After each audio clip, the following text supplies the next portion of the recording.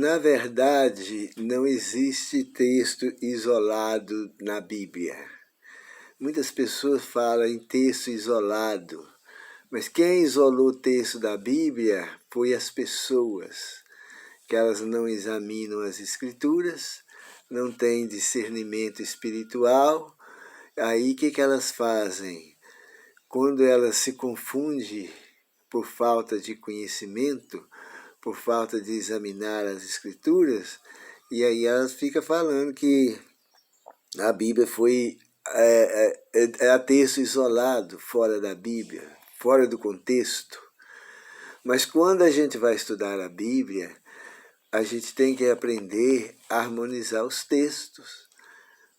Se fizer isto, a gente vai ver que a Bíblia é um livro perfeito, completo, e não tem nada de errado na Bíblia.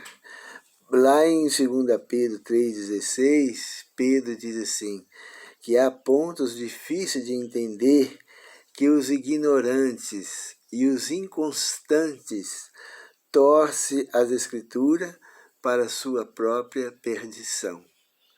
Então, sempre que uma pessoa for estudar a Bíblia, ela lembra que a Bíblia não tem contradição na Bíblia.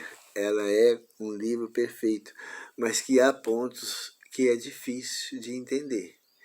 E nós, como cristãos que vamos estudar a Bíblia, temos que seguir o exemplo que o Senhor Jesus mandou.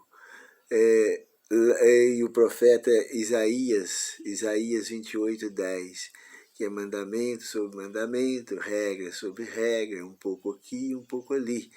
Sempre quando a gente achar um texto que a gente acha difícil de entender ele, a gente ora, concentra o pensamento ali, seja calmo, tranquilo, procura outros textos até a pessoa harmonizar os textos. Nunca vai dizer assim, esse texto aqui não presta, esse texto aqui foi adulterado, esse texto foi falsificado, esse texto aqui não tem sentido.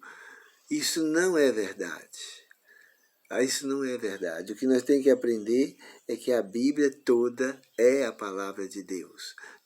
Lá Paulo fala que todas as Escrituras foram inspiradas.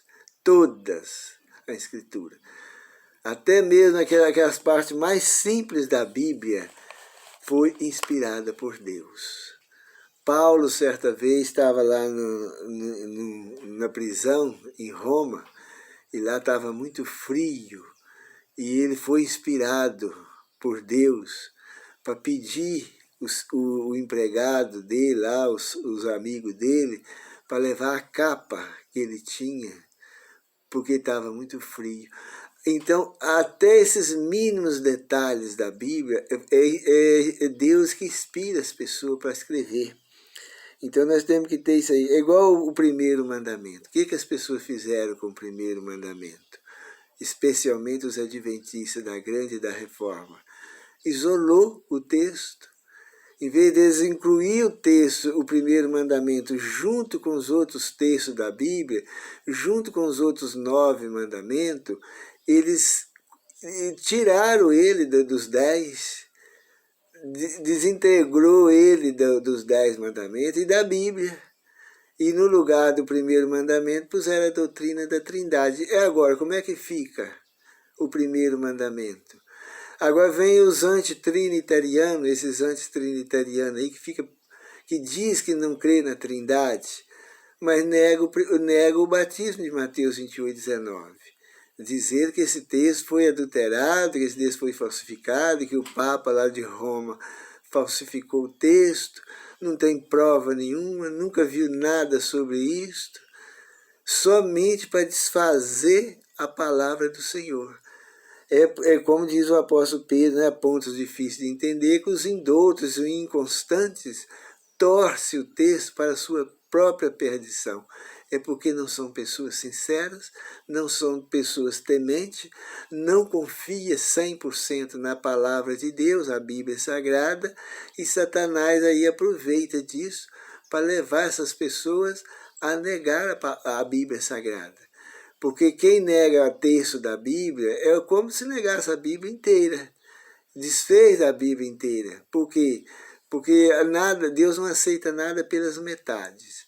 E a Bíblia é um livro confiável.